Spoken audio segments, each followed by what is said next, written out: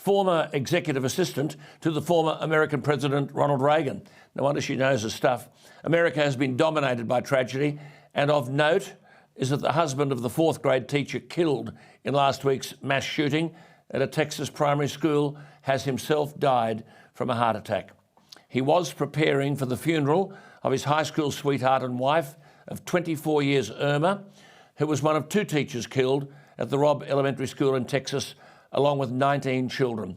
Relatives said Irma, who was 46, and her fellow teacher Eva died trying to protect their students after a gunman burst into the classroom, barricaded the doors and opened fire with a semi-automatic rifle. The children aged 9 and 10 and the gunman himself were killed.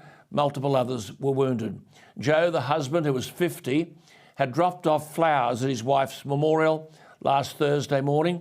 After returning home, he fell over and died of a heart attack. Peggy Grande joins me right now. Peggy, thank you for your time, but it doesn't get any more tragic than this, does it? It's a scenario of tragedy, Alan, and thank you for having me on to talk about it today. It really is tragic, and we appreciate you covering it even from across the world. There have been 7,663 gun deaths this year in America. That's excluding suicide.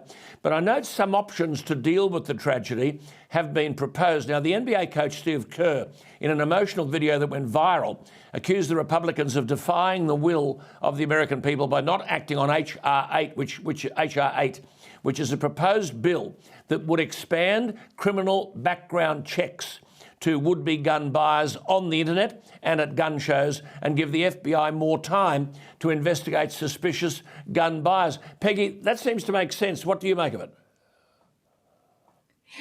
Well, H.R. 8 has been passed by the House and it's stalled out in the Senate. And it's very disingenuous for anybody to accuse the Republicans of stalling this out when the Democrats are running the House, the Senate, and the White House. And H.R. 8, as much as people want to talk about gun restrictions and laws being added to the books, this one would not have prevented this particular tragedy. And really all it does is it takes the same background requirements that are required of licensed dealers and puts them, as you said, on gun shows and private dealers.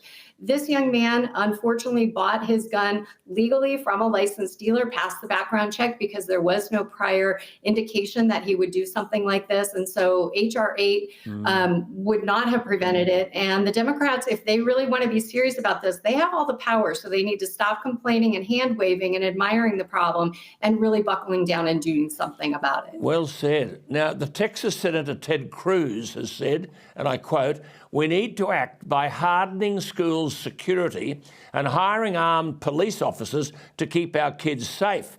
Peggy, has it come to this? What do you make of that? Well, there are some places in New York City and other big cities that already have magnetometers or metal detectors as the students enter.